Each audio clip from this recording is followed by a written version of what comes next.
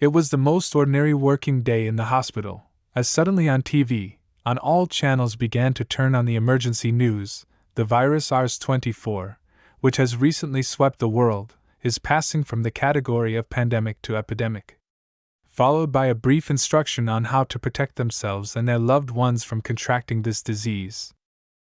At the same time, doctors are already in full swing to monitor patients, who unfortunately have fallen under this terrible wave of unstudied virus. All staff work exclusively in masks, and have no right to direct contact with the infected without a special suit. After all the procedures, we can say for sure, SARS-24 affects only the brain and heart but not the respiratory system. CT scan clearly indicates this. MRI also cannot distinguish between the cerebral cortex and the medullary tissues. But despite this, one of the doctors suggested to do another CT scan and MRI a little later. Maybe something will change. But no matter how you look at it, by all accounts the patient's brain is destroyed, and in such a case recovery is impossible. The only valid argument that encouraged the doctor to repeat the procedures was that the patient moved his fingers at one point. Medicine is the science of biology and the classification of phenomena based on statistics, and from this we can say that there can be as many exceptions as there want. As the virus has gained new status, there are new norms that must be adhered to. For example, such as airing the room for 10 minutes at least 3 times a day, wearing a mask when visiting stores and places where there are a lot of people, and so on. SARS-24 is a respiratory virus that 3 years ago made the world a pandemic. Now, even though it's become an epidemic, people are still careless about it.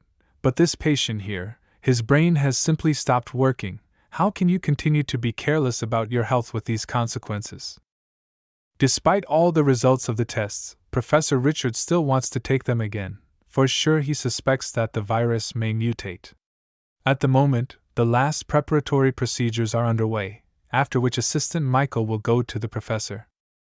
In general, neurologists say that even after the cortex stops working, a person will live, because all the centers responsible for vital functions are located elsewhere. The first analysis is to put the patient to sleep, under the cameras, turn on the recording and watch him all night long. Suddenly Richard noticed, when the workers entered the room, strange things began to happen. A man who is essentially devoid of life, at one moment without any problems, begins to move in bed, raise his legs, arms, and so on. Then one of the workers approaches him to see what's wrong, but instead of an adequate reaction, the patient jumps out of bed and starts beating the man, and when the other went to help, the infected man immediately switched to him. At this point, even through the cameras, you could clearly see his eyes glowing bright red. Hearing the cries for help, a whole crowd rushes into the office, and now they all together tried to stop the fight, and what happened next is still a mystery, because at the most crucial moment, the camera malfunctioned. Gradually the quality of the picture began to deteriorate, and then the viewing became impossible. The next day it became known that the rabid patient had escaped. Richard arrived at the village medical center where his patient was supposed to spend the night. Looking around, he was certainly surprised that rural medical centers look better than urban ones. It must look good because it was attached to a university, so there was a lot of money to maintain it. Upon arrival, the professor was met by a man from the State Department of Disease Control, a 4th-grade secretary named Surim. There was also an employee of the medical center next to him. He would help Richard in solving all the questions. But before going inside, it was necessary to put on a protective suit. Before he began his search, Richard wanted to know the answer to one question: why the state refused to publicly announce the search for such a dangerous patient, whose name was Matt, and what they hoped to accomplish by sending only 2 men on the case. Deputy Peter said that the official search was denied by some bigwigs.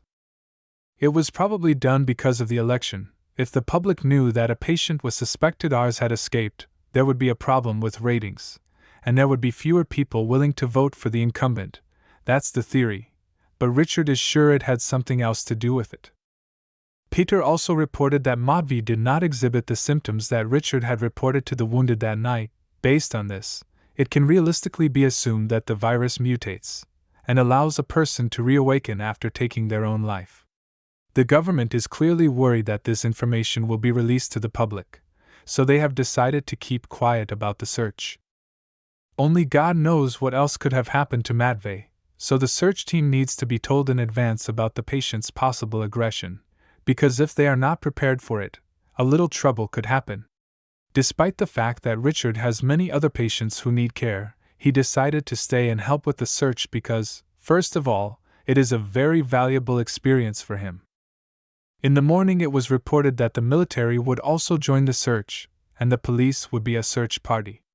Just at that moment James came up to the guys. He was an Army lieutenant colonel, who had come here to help in the search for the escaped patient. Peter immediately extended his hand to say hello, and thanked him for coming. The operation is to begin as soon as the police join the search, 160 troops in total. That's 3 fully loaded trucks with infantry. It looks huge. Despite the fact that the most ordinary search for a man is planned, the warriors were very formidable, on their faces even painted special camouflage makeup. Peter was even a little frightened, and could not understand why such a serious preparation was made. But since there was no turning back, it was time to wait for the police and the medical staff to brief him. James asked the guys not to worry because he has everything under control. It's not the first time they've been to such events, and they know exactly how to behave. The guys decided not to linger, and went to their medical search team to brief them. The most important thing is that all participants should get protective suits and gloves. According to unofficial reports, the patient may behave extremely aggressively, so just in case it is necessary to prepare batons. The whole group of people will be divided into 5 squads. The first squad will contain Peter and Richard, along with the detectives, and the rest will need to form 4 more squads. Due to the fact that the military arrived more than was necessary, the lieutenant colonel asked some of his men to disband on medical squads, to which the guys liked to agree. When the briefing was over, Peter ordered everyone to begin the search. For obvious reasons, the medical squads were very unhappy, and asked a lot of questions. Since there is a group of military, they couldn't understand why they were called here at all, since it wasn't even their jurisdiction. Rumor has it that the military sent someone to guard the exit of the village. What was the purpose of this in the first place? After just a few kilometers, Peter is exhausted, because all the time you have to go exclusively upwards, so the load is obviously greater. Looking at the military, one can realize that they are also tired, although it would seem that a person with such a strong physical fitness can be tired of a slight upward climb. Richard, for example, feels great. When Peter finally reached the village, it reminded him a lot of his childhood, because every summer he spent in the village. Usually in such places people always have a lot of chickens and dogs, so the street is always quite noisy. But now, this village where the band is, it doesn't look like it's been abandoned for a long time. When the guys happened to notice an escaped patient, it was as if he had the SARS-24 virus. This man was clearly larger in build, his muscles bulging so much that his clothes began to tear right off him. For some reason his hands and mouth were covered in blood. From now on, it's safe to say the world is about to change. About a week ago at the monthly meeting, Richard at the village hospital was talking about a patient who had come to see him. His name is Matvey, age 30, infected with APS-24. This is a man who after being admitted to the hospital was diagnosed with a cortical arrest, but nevertheless survived, but after a while he began to show abnormal symptoms. Firstly, he constantly feels a strong hunger. Because of this he starts to eat uncontrollably. Secondly, his physique is constantly increasing, with the release of a huge amount of hormones. And thirdly, it is a frequent manifestation of aggression, but about his actions, in the end, he does not remember. If all of these symptoms are caused by a type of SARS-24 virus, we should definitely expect secondary infections to have the same symptoms. Basically, all of the above, at this point, is a real-life example.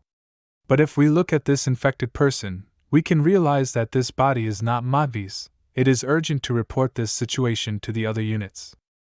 Thankfully, the guys were on the line and responded promptly. Peter reported that an infected person had been found just 50 meters away from them, and they also reported that the infected person was most likely a secondary person, not the one they were originally looking for. Most likely he had been infected directly from Manhwa. No problems so far, unobtrusive surveillance. For now, the decision has been made not to rush at him, but just observe what he does next. But it's so strange, the guys are only 50 meters away from him, and they can say for sure that the man is infected, so it's logical to think that this is an escaped patient, but Peter didn't tell the search teams that the virus can change appearance. As suddenly the patient heard some sound behind him, and decided to turn around sharply to see what was going on there. Due to intense fear, Peter hid behind the fence, and sharply pulled Richard with him. The professor didn't understand this behavior at all, because they had come here to catch the patient, not to hide from him. The man decided not to stand still for long, and went further, in an unknown direction. Peter immediately reported it to James. Since he disappeared from sight, the guys decide to urgently find him again. To find him, at least a few people were sent to each corner.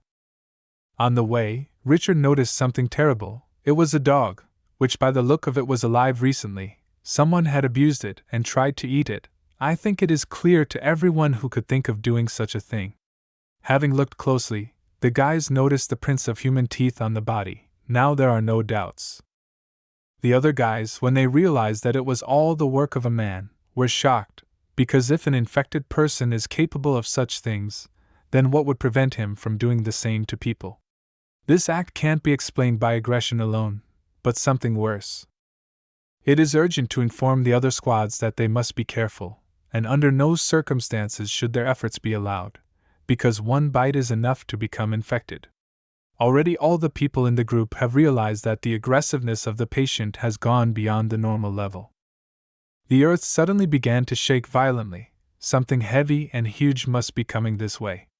Despite the horror of it all, Richard remained as calm as possible, and in no way let his emotions get the better of him. As it turned out, it was just a huge crowd of infected people who were giving in to their instincts. Meanwhile, Lucas, the director of the Department of Disease Control and Prevention, has come to meet with William, a permanent member of the Disease Control Committee. Apparently they have something important to discuss today, because the meeting is taking place in a rather deserted place, a parking lot with only one car, which is where Lucas is headed. William, by the way, was really excited about this meeting. Lucas couldn't reciprocate, because he didn't know the topic of the conversation, and it turned out to be not the most pleasant. William had learned that his colleague was operating without the consent of his superiors. Initially, Lucas pretended not to understand, but he was quickly refreshed. It's about a private search where military personnel have been invited to cover, but for some reason, it's not the rear guard at all. It's the 707th unit, used by the authorities, only on special occasions, and they work in secret, and usually no one is supposed to know where they are. It's an operation to catch an infected person. Usually when such incidents happen, people are supposed to be notified, but William could find absolutely no information in the public domain. From this we can understand that someone influential interfered. William was gradually coming to the point of admitting that he also took part in this operation, but that's not all. The squad that was sent to find the patient stopped contacting. Usually if this happens, then they are in incredible danger. Meanwhile, the guys are in the worst situation of their lives. They are directly confronted with the infected. At the moment Richard is lying on the floor and on top of him is a rabid sick man who is ready to do anything to bite him. And he's not alone, the whole group is fighting. Unfortunately, there are guys who have been bitten. Richard did not lose faith in himself after this information, but began to fight with even greater effort. Grabbing the sick man by the throat, he tried to pull him away from himself, and then gave a strong blow with his foot in the chest, after which the infected flew away in the other direction. What a pity the boys did not have firearms with them. When the professor got up, he urgently ordered to gather all the detectives and stand with their backs to the wall, as suddenly he was again grabbed by the leg of the same infected, but this time Richard was not confused, and struck the same leg with the strongest blow to the face. Then a military man, who was a little behind the group, came running up to the guys. First of all, he asked how Richard was doing and if he was injured. The professor replied that everything was fine, but he was a bit worried about the situation, as the military man had been following the group all the time and had fallen behind. While the boys were socializing amongst themselves, another fighter was bitten. Even though these men were now charged, the professor ordered the early detectives to be taken and dragged to the inner wall. The rabid infected must be dealt with before they could be rescued. The situation was extremely tense. The infected were literally attacking from all sides. Anyone who, even for a moment distracted from the fight, increased his chances of losing his life several times over. The guy reacted quickly, drew his club and struck him hard in the neck. After which the opponent fell to the ground with a huge rumble. As soon as there was a moment, the professor once again asked all the survivors to gather at the inner wall, also to hit the infected preferably on the neck or chin. Those were their weak points. The boys had formed a semicircle to protect those who were unable to move on their own, so they were protecting them. At that moment Peter was examining the wounded, and he began to see with his own eyes the speed at which the virus was beginning to affect them. The first symptom was a hellish pain in the head, then the pulse went over 200 beats per minute, and the muscles got bigger and bigger. The irreversible process was fully started. After the guy wanted to go to another wounded man to try to help at least him, but the second one was already red-eyed and he pounced on the doctor. Good thing he was held by the military and who was not hurt.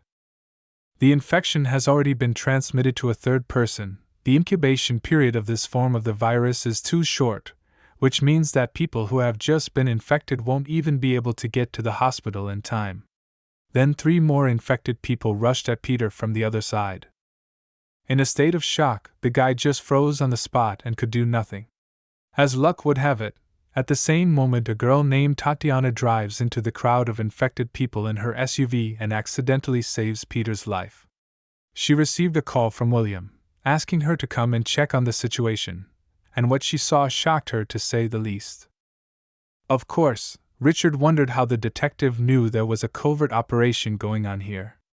Tatiana briefly told how she got here, but did not admit from whom the information came. The girl turned out to be a real professional. Her perfect mastery of the police baton was proof of that. Finally, after some time, the second military unit came to the rescue. They quickly neutralized all the infected who were near the guys, reported the situation that the losses are minimal, and continued to do their work. Their main task is not to destroy, but to neutralize. At last he could breathe a sigh of relief. Peter couldn't believe his eyes. In that short period of time, he had almost said goodbye to his life several times. 30 minutes later the operation was over. Lucas was finally able to reach his charges. Peter reported to his superior that their group had encountered the infected, but everything had ended plus or minus safely. This must have been said to keep Lucas from getting nervous, because at the very least the group had been going in search of one person, but had run into a huge crowd. All the infected people we encountered show the same abnormal symptoms as Manhwa, and if it wasn't for the help of the military, things could have ended much worse. During the operation, 3 detectives were bitten and suspected to be infected. The interesting thing is that there was no patient named Manhwa among the infected group. One can only imagine what condition he's in now. A thorough check has been made of all the bodies. There's no way to be wrong. In that case, the boys will have to search the village again. And right now Richard can't negotiate with the lieutenant colonel. The military is threatening to take all the infected.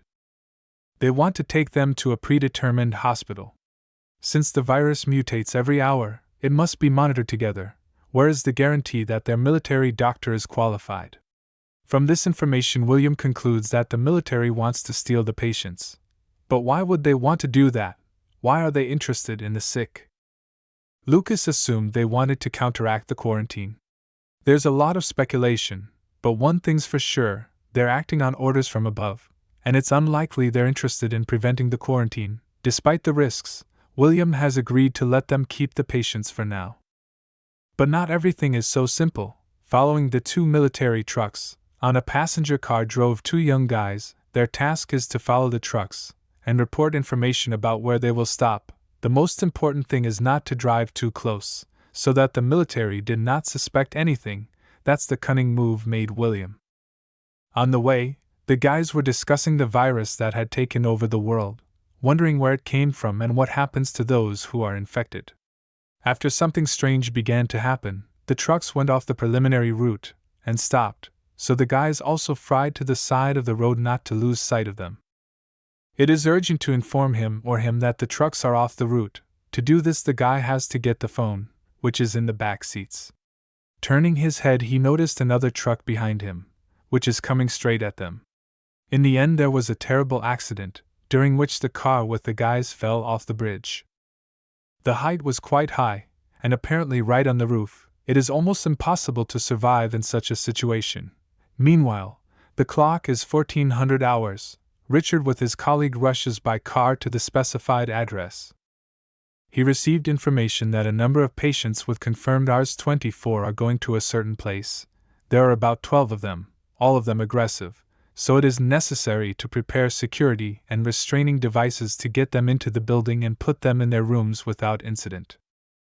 Since not everyone knows what an aggressive infected person looks like, the person who finds them will have to explain on the phone how to behave with them. An infected person in the aggressive stage will try to attack and bite, so it is necessary to be as careful as possible. If a bite occurs, the person automatically becomes infected. After a phone conversation between the guys, they talked about the military who were helping with the search operation.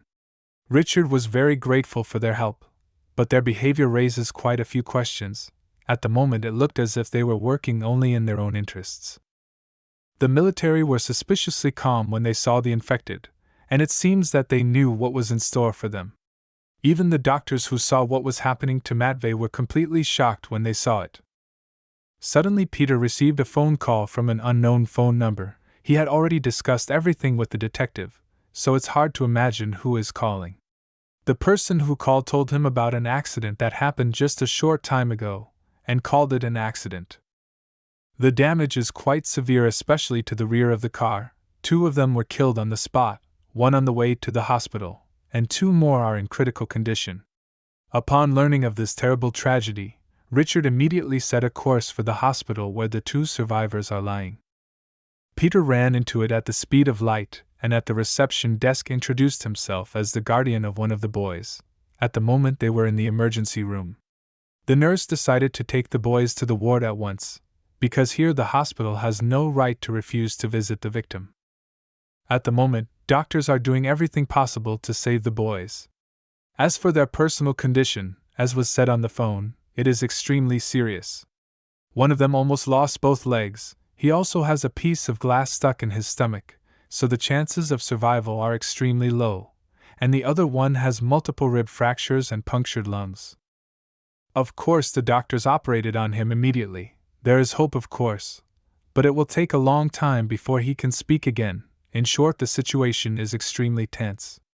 After the accident, the culprit immediately fled. An unknown person called 911 to report the accident, and the culprit was never found. When the crew arrived on the scene, they saw that the front and rear of the vehicle were badly damaged. Tentatively, it was a dump truck accident, but was it really? It all happened around lunchtime. Unfortunately, there were no other vehicles in the vicinity, and there are no recordings from the surveillance cameras. On this particular day, for some reason, the cameras were not working on this part of the road. The reason was not specified.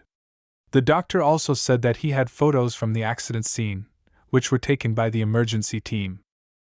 This terrible news quickly spread among all acquaintances. The police had already managed to tell everything to Detective Tatiana. She is very shocked. Despite the fact that it was a temporary team, they had a very good relationship. All those who lost their lives had no families of their own, and Peter was the only one found in the phone book of the victims. Richard was already 100% sure that it was definitely an accident, and a well-worked-out plan. Too many things played into the hands of the person who made the accident. Even if you remember about the cameras, always they were filming, and just this one they decided to stop. It can't be that simple. It must have been done on purpose. There were 2 collisions, and after the first impact, it came back to ram the car again, only from the other side. After some thought, Peter assumed that the military must have done it. No idiot would believe that it happened by accident. It just couldn't happen by accident. Richard supported that theory, but asked him not to talk about it so loudly that they wouldn't be overheard by any ill-wishers. These military men were too strange, and the detectives were following them. It was probably for a reason. If it really was done intentionally, then they must have ears everywhere. Even here they can go around and gather information. From now on, you have to be extremely careful and report immediately if you notice any suspicious people. Those who dare to go this far will probably never stop. It goes without saying that this whole situation is very hard, but now you have to think twice as hard about your family. She can't be dragged into this work stuff either. Peter admitted that he was really worried, and now it was very difficult for him to control himself, so he decided to call his wife to distract himself a little. What is it, detectives and military, acting under some criminal instructions? How is it even acceptable in this country? As it was said before, these military men were too strange, but it seems that the detectives knew nothing about the subject of the search. There must be someone very powerful behind all this. I wonder what his goals are and what he wants to achieve. When I think back to Peter's words, one very strange thing always strikes me: all the people who were deprived of their lives in that accident had no families. It can't be just a coincidence, but what if they had specially gathered people who would not be in trouble if they disappeared? So far it was just a guess, but it was, how could it even be told to the superiors? In any case, Richard realized for sure, he and his friends should not have known about the taking of these people's lives. Meanwhile, Peter had finished with his wife, and went back to suggest that the professor get something to eat, because the doctor was coming later anyway. Richard was already on the phone with someone about a very serious matter. 6 hours had already passed since the search had ended, which meant that the military should have arrived by now. They just got word that they've kidnapped all of Richard's patients. About 6 hours ago, in the very village where the operation to catch the infected had been conducted today, the military had found and taken Matvey safe and sound, and they had done it very stealthily, at a time when Richard's group had been distracted by an infected patient. As soon as Matvey was brought in, some of the military immediately ran to their aid. And the second unit was just standing on the hill with their lieutenant colonel. With the help of binoculars, they were looking at how Richard instead with his team was simply trying to survive.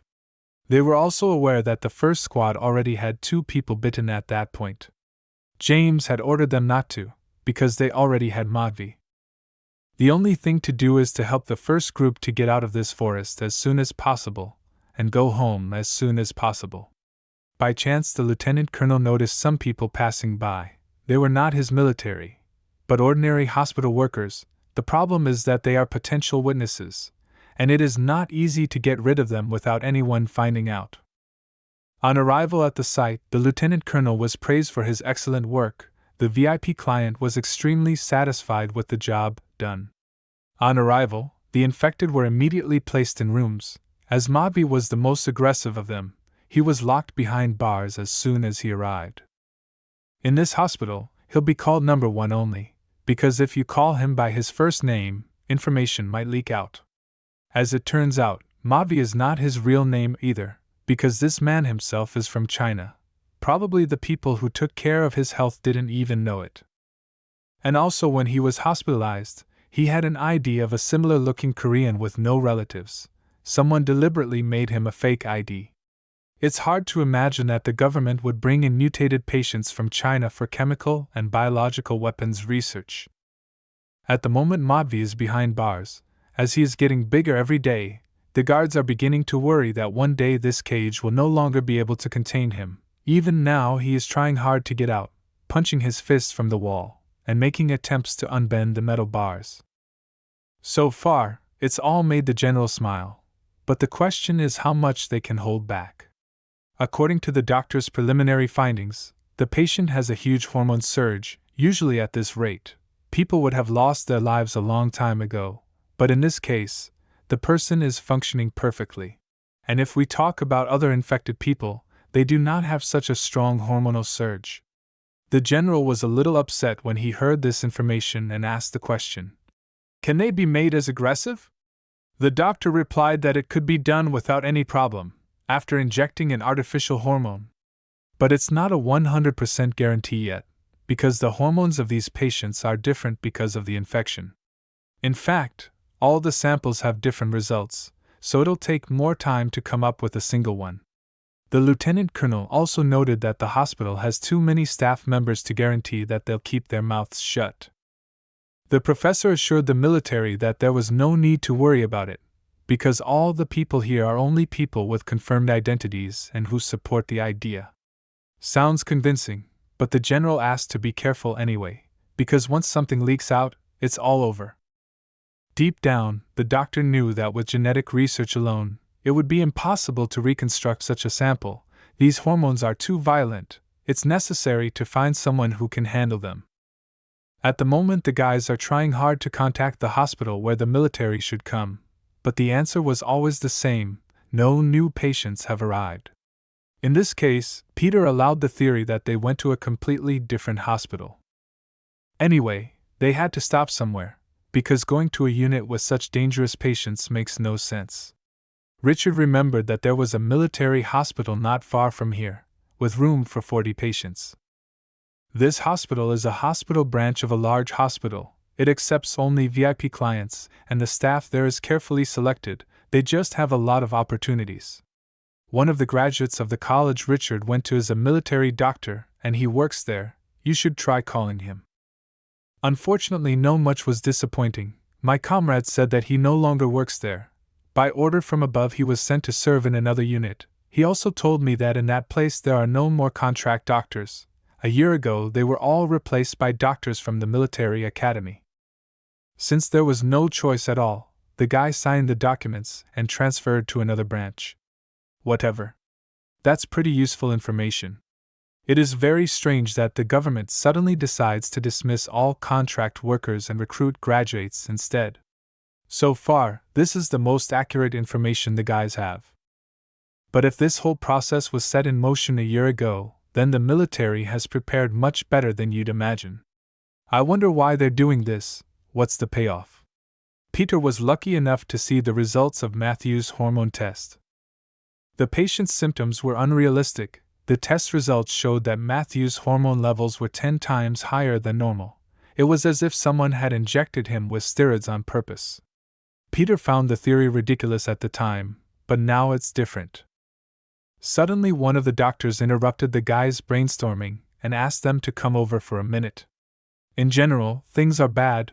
One guy did not manage to survive the operation, and the second is now in critical condition still in the operating room. Everyone was very nervous and couldn't believe what had happened. In fact, you're only one guy alive, and it's not certain that he's going to get back to normal. William also came here with Lucas to say goodbye to the boys and to see how the rest of the colleagues were feeling. Lucas also asked if the families of the bereaved had already been contacted. Peter answered that none of them had families, and the director initially thought he was being mocked, so he asked again, but William intervened and stopped him. Then he pulled out a credit card and handed it to Peter to go out for a nice dinner after such a busy day, and asked him to forget about today's events like a bad dream. In the moment, the assistant realized it sounded like a request, not a word of encouragement. William is well aware that today has been a blur, but there's nothing he can do about it. There's no telling who's behind this and how far he'll go. So he asked his employee to keep his mouth shut and to think about his family, also against the backdrop of such a terrible event, suggested that he take a vacation. Anyway, if you need anything, you can go to William at any time and he'll arrange it. This excessive kindness made Richard wonder if this seemingly innocent boss was involved in the case. Meanwhile, it was already late in the evening at 2300 hours. All the guys had gone home, and Michael was on night duty. But this night Richard could not sleep. He decided to call his colleague and ask for help, namely to try to find information about the patient Matvey. All this is for the purpose of normal checks, so you should not ask a lot of questions. In this case, not thinking long, Michael sits down at the computer and begins to look for information. But for some reason he couldn't find anything. The guy even double-checked, but all to no avail. Michael said that the medical records were in the database until he escaped from the hospital. Of course, this information is not enough, so Richard asked his colleague if he could find anything else, to pass the information on to him. Apparently, the military even got to the medical records. Is the hospital's security system so weak? Richard's laptop was untouched, and he still has at least a copy of his medical records. How can the army be connected to all of this? To accomplish their goal, they even destroy people and erase patient records, thus completely illegally infiltrating the personal database. In fact, such actions can only symbolize one thing: the military wants to use the infected for their own military purposes. But this isn't a movie, it doesn't make any sense. Even if they are huge and strong, they can't be controlled. They probably regulate the hormones to make them even stronger. It hits the guy. After all, if you can control the hormones, it's entirely possible to use the infected for military purposes. Now it's clear why the warriors want the infected, and since it's extremely inhumane, they have to operate in secret. But these weaklings can't exactly handle hormone regulation. They're going to need an expert in this field, someone who knows more about hormones than anyone else, otherwise it's all going to be irreversible. It was already midnight on the clock. Richard makes an urgent decision to dial his old friend, who has long been sweetly asleep and does not want to be distracted. This guy's name is Pavel, with a bit of grief, but somehow picked up the phone and tried to say something. Because of the strong anger for the interrupted sleep, Pavel did not even express himself nicely to Richard. But even so, the professor apologized and said that he had urgent business. In general, Richard wanted to know if the Ministry of Defense had contacted Pasha, for example, to help him with his research. Such a stupid question in the middle of the night really pissed him off, but nevertheless he replied that no one had called him and hung up. Then a few seconds after the conversation, a message came to the couple's phone. Of course, he was very reluctant to pick it up and read it, but the interest took over. The sender was a medical center. In this letter he was approached by the commander of the medical center of the National Armed Forces, and asked for help in the study of hormones, the reward for the work done $1 billion. To say that the guy was shocked by such a sum is nothing to say. The next day Richard wanted to make an appointment with Pavlik, but Detective Tatiana came instead, so he would have to try to get all the information out of her. From the look of her, she also has some urgent question. The girl's obviously changed for her unexpected call, but she has no one else to talk to about the situation. In principle, Richard did not resent her in any way, and in response asked how she felt after such a heavy loss, his close friends. At the police station the girl was forbidden to investigate the case, explaining that it was just an accident, and it is not subject to investigation by the detective. But a lot of young people have lost their lives. How can such a tragedy be left uninvestigated? The family and friends will not be able to forget as if nothing had happened. Right as Tatiana is pouring out her heart, Richard interrupts her and says that he doesn't think the situation was an accident. Of course, he doesn't know where the truck driver fled to, but he knows exactly where the infected patients were taken, and most likely the people who committed this terrible crime are there. If this theory is not confirmed, then the search for those responsible for the accident can be forgotten forever. Tatiana immediately emphasized the tears and asked where the place was. Richard pointed to a branch of the hospital. Perhaps the culprits and patients were there. In that case, the detective suggested that as soon as the professor's shift was over, they should go there at once. If they came together, they would have a better chance of finding some clues. So they did. Somewhere around 4 p.m., the guys were already near the branch hospital. This place was just huge. I wonder how many floors there are. From the side in general looks like a fortress. Siloviki in full uniform guarding the entrance to the hospital from all sides. A large number of cars were parked near the entrance, and one of them was in a blind spot for security. From that moment Richard began to conceive a plan of how to get inside together with Tatiana.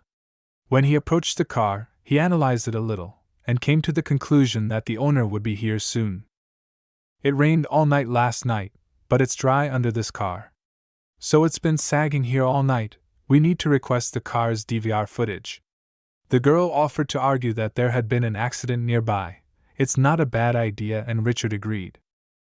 The guys are really hoping they can find something on these tapes. The guy is also worried that the neighborhood is too quiet. At least a car or two should have passed by now. whatever happened, it's pretty easy to cover your tracks here. As suddenly at a great speed enters the car, initially the guy thought that it is a regular civil, but the driver turned sharply at the entrance to the hospital. By the way, the license plates that were on it seemed very familiar to the guy. Surely he has seen them many times. Suddenly, Tatiana comes running back and tells me that she has managed to get hold of the DVR footage. This is great news, they need to review them as soon as possible. Unfortunately, this time there was an anomaly. All the recordings that were on the flash card did not want to be made for some reason. Tatiana decided to try to transfer the given to Richard's phone, but that didn't help either. The professor was very upset. He couldn't believe that not a single record of them all was working. The only thing he could think of was that they had been erased and replaced by some other files. These people have thought of everything so well that it becomes scary. But suddenly the guy gets a call on his phone from Peter, who says that Luca urgently wants to talk to him about something serious. The professor agreed and said that he would appoint the place of the meeting. The infiltration of the hospital will have to be postponed to another day, because there are urgent matters at the hospital. Perhaps soon the guys will have new leads. Meanwhile, the car that drove up to the entrance to the hospital is checked by the military. As it turned out, the driver was Paul. Richard was not mistaken when the license plates of this car were very familiar to him. Apparently the guy succumbed to the money temptation and agreed to this case. The military asked him to confirm his identity showing his ID or driver's license. It was 6 p.m. when the guys finally got to the hospital, and Richard set up a meeting with Lucas in the hospital cafeteria, which he thought was the safest place to be.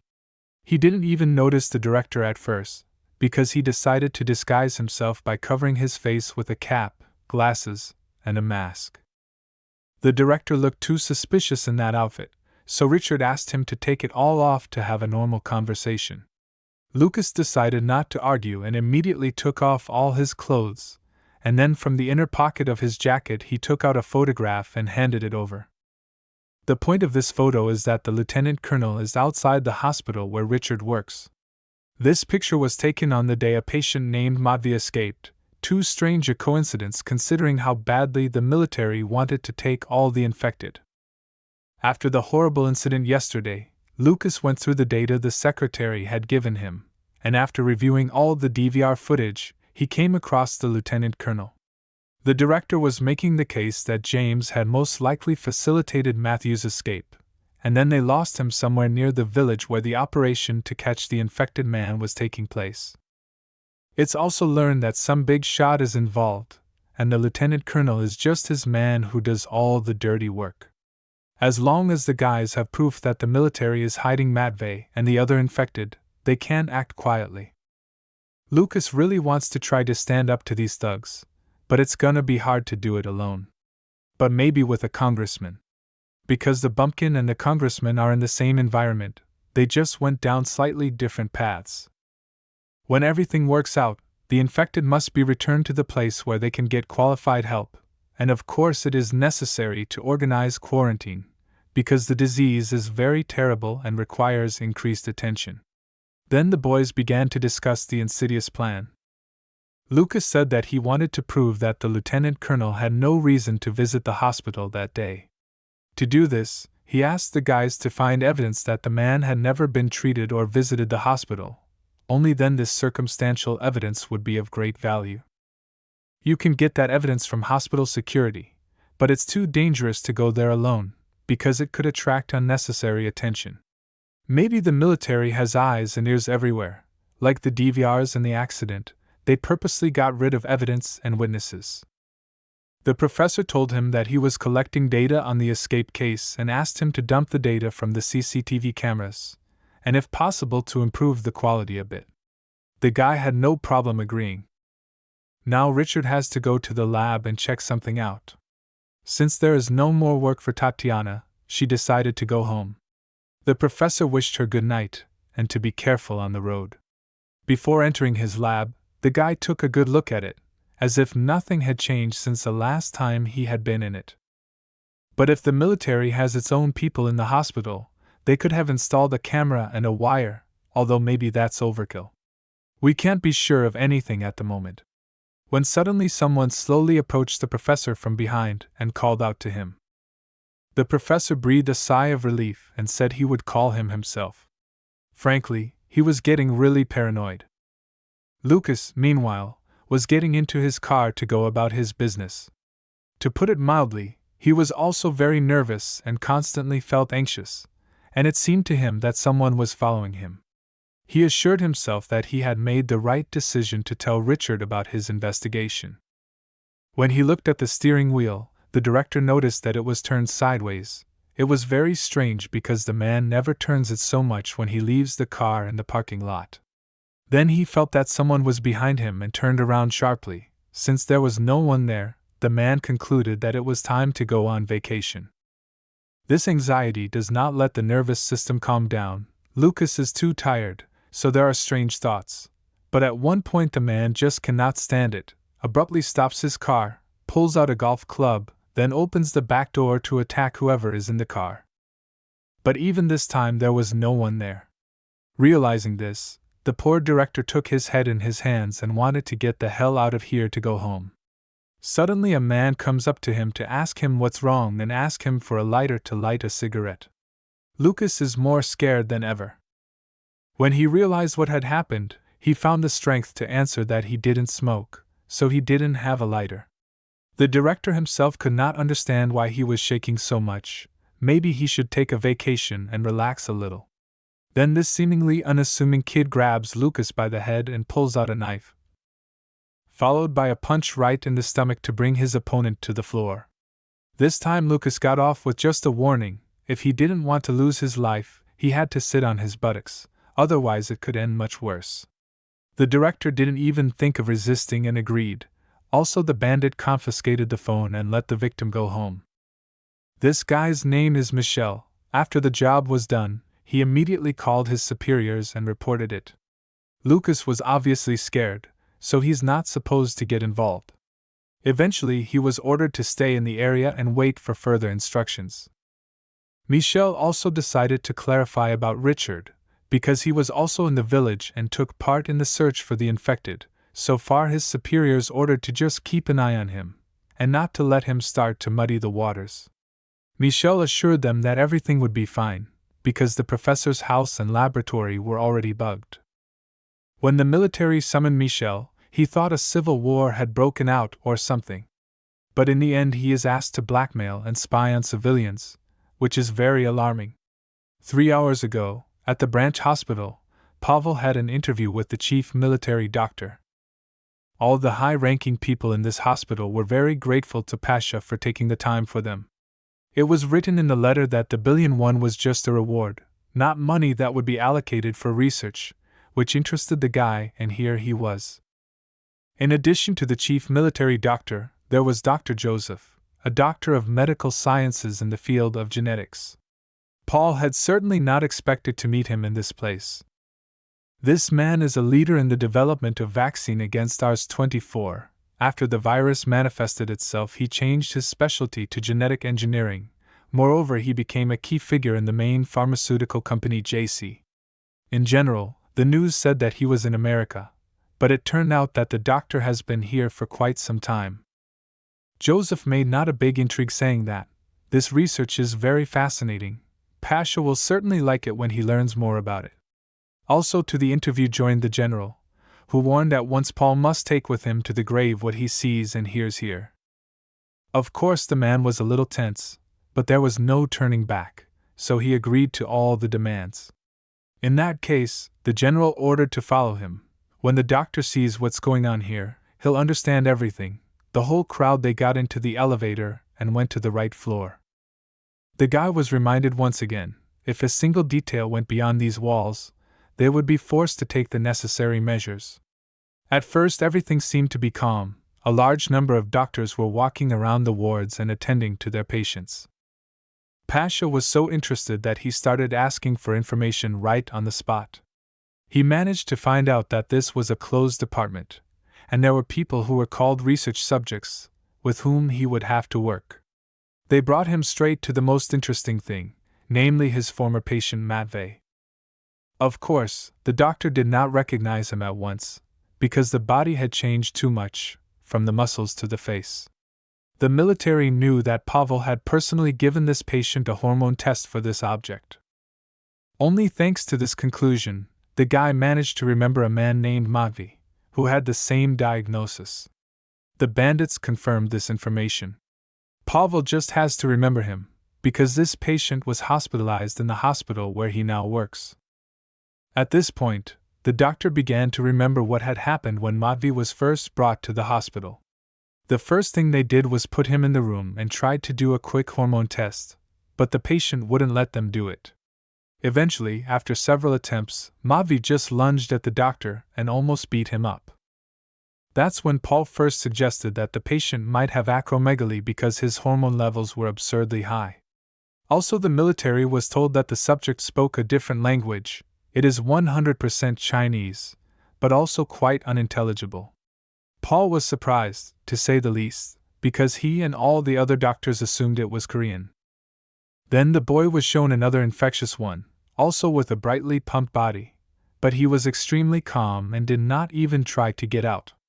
It was this object that had bitten Manhwa, thus infecting him with the SARS-24 virus through his saliva. The peculiarity of the virus is that all the infected are different from each other. This sample is interesting, but there is not one that looks anything like Manhwa. All the others have also increased in size, but they lack something to be aggressive. The military speculates it's the amount of hormones, which the bulk of the infected have less of. That's why Pasha was invited here. The guy on his way here had imagined different things, but definitely not like this. This study is much more interesting than all the previous ones. In this case, the doctor asked whether these people gave their consent to keep them here or not, because in essence it's an illegal deprivation of freedom. Basically, you can call it whatever you want, but you have to consider that all these people have been infected like Manhwa. If they are released, there may be unforeseen situations, so withholding and here is the best safe option for people. Based on the research that the military was able to conduct, this virus specializes in the survival of its host. The virus that infected Manhwa was a little different. During the work was able to determine that in each subsequent generation of the virus to the gene added a methyl group. This suggests that the virus SARS-24, weakening with each successive generation. The doctors think that's what's so special about this variant. In order to bring this system to one optimum, the guys need Pavel, who can hormonally organize it all. Well, he found this research very exciting indeed, and he had never done such work in his entire practice. But in his heart he knew that under no circumstances could he predict what would happen if the infected got out. In that case, if everything is satisfactory, Pavel is officially employed by them as of today. Just a day later, Peter and Richard met on a bench near the river to discuss their business. Peter did not understand why the meeting was taking place in such an open place, because now it was better not to go out at all. Richard wanted to talk about Pasha, since yesterday he has not appeared in the hospital, referring to the conference, but the problem is that now there is no conference to which he could get. It turns out that he is blatantly lying, but most likely there are certain reasons for this. Before going into more detail, Richard decided to show what he had gotten. He had brought with him a small portable refrigerator that contained vials of Manhwa's blood tests. Richard kept them for research, because that's what he'd been told to do from above. But don't jump to conclusions. Patient Manhwa may not be who they think he is. Last night, Detective Tatiana called the professor and said she needed to see him urgently. All the while she was doing research on patient Manhwa, she finally decided to ask if Richard was sure that was his real name. To make sure, she looked at all the registered bodies, including those that were linked. A man named Manhwa had been on the list of the bereaved or linked for a long time. The website says he's been there for more than 2 months, so from that we can understand that, purely in theory, he lost his life before he was admitted to the Korean University Hospital. Peter suggested that it looks like insurance theft because Koreans and migrants go to private hospitals. Sometimes they use other people's health insurance. It's been a problem before, but during the pandemic, it's become a bigger problem. It's safe to assume that Manhwa came from another country. In Korea, medical care is almost free, especially if you qualify for basic benefits. Now we have to decide whether he's Korean or Chinese. So there's a good chance that the second escaped patient also came from abroad. Maybe it's more complicated than we thought. It's also recently emerged that several experts from other countries have recently disappeared. All this happened right after the video of the patient's escape was published. People like that never just disappear. The military has taken this matter very seriously. Everyone will know who pushed the nuke button, but no one will ever know who spread the virus. Can the hegemonic countries allow this to happen? After all, they have an imperial policy of world domination, connected by military aid. Peter then allowed the theory that the military stole the infected that supposedly disappeared in order to study them and use them for their own military purposes, which may seem absurd at first glance, but there is no other logical explanation. This is exactly what Richard wanted to talk about today, that the government could start using the infected as weapons. But does it make sense to use a man manipulated by a virus to bite an enemy? It sounds as ridiculous as possible. To make prisoners adequate and make them fulfill their tasks, it is necessary to at least reduce their hormonal background, and without a professional it can't be done. Since Pavel hasn't shown up at the hospital in over 2 days, he's 100% in on it, because he's the best in the business. The schedule of foreign conferences that he talks about is just an excuse. In fact, he is working full-time on the infected. Hormonal changes are a great feature of this virus. Paul is the best hormone doctor in Korea, almost the best in the world. Besides, at the mere mention of hormones, he freezes, not knowing the purpose of the study or what he's going through. It turns out that the infected are no longer in the power of the hospital. If this process is started at the national level, it is almost impossible to resist. Richard assured her colleague that she could no longer stand by and watch them turn the virus into a weapon that could get out of control at any moment. The vials of blood that Richard brought with him must contain the virus. If you try hard enough, you can make a vaccine against it. Recently, investment in the vaccine business has increased since the pandemic. Now, even if there is a variant, people who know the business can produce a vaccine in less than a month. But there is one problem.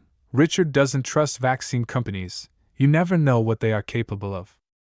They could try to make it themselves in a lab at the Department of Disease Control and Prevention, which might take some time, but then the guys would be 100% sure that their vaccine would be effective. That's why Richard approached Peter to get access to the lab and start working together. The professor preliminarily handed over the refrigerator to his companion, urged him not to do anything alone, because the process is very responsible and requires at least 2 fresh heads. It was also decided to involve another specialist in this case. Just in case the whole blood will not be given to him at once, but only 1 ampoule, in case this man turns out to be an aide to the military. The guys are very hopeful that they will succeed. At the moment the future of all mankind is in their hands, there is no right to make a mistake, so if something goes wrong, the 3rd specialist will have to be removed. The next day at 1400 hours, Richard met with Tatiana in a cafe to discuss all the recent events, when suddenly they heard that on the street an unknown man is interrogating a passerby, under the pretext that he is looking for a dangerous bandit. After presenting a police ID, the passerby agreed to give some information. Tatiana recognized him, and said he was a junior detective, and the guy's outfit left a lot to be desired, so he had to be notified. Initially, Richard wanted to talk to the detective about the situation if the rented accommodation near the hospital, but by chance he noticed through the phone screen that he was being followed, so the conversation on this topic will have to be postponed. One man was on the roof and the other was sitting behind him pretending to read a newspaper. In fact, he was trying to eavesdrop on the conversation. Richard was not confused, and informed Tatiana through messages on his phone, so that she would also be aware of it, and would not say anything unnecessary. In this case, the girl offered to communicate via phone, so that the bandits would not hear anything. In general, near the hospital there are a lot of plots that can be rented. Moreover, all the dates of completion of transactions come in on the day after the accident, which is quite strange. The professor tries to find out if there are any places nearby where the hospital staff can stay. It's strange that they chose a building only around the hospital. The business district has been empty for years, Tatiana agreed that this moment is quite strange. Since Pavel now also spends a lot of time in the area, Tatiana suggested that he might be involved in all of this. It was certainly upsetting, but it was even worse to realize that even if all of humanity united to fight the virus, it probably wouldn't be enough. Looking around, Richard noticed that the guy who was on the roof had already left, and just 5 minutes later, the man who was sitting behind him also started going somewhere. At this point, the guys had gathered enough information about the neighborhood, so Tatiana suggested leaving, to which the professor kindly agreed. Now all this information needs to be verified personally, and a lithologic report needs to be made. The first thing they did was to meet the junior detective to talk to him. He's got a nice outfit, but he's not exactly a detective.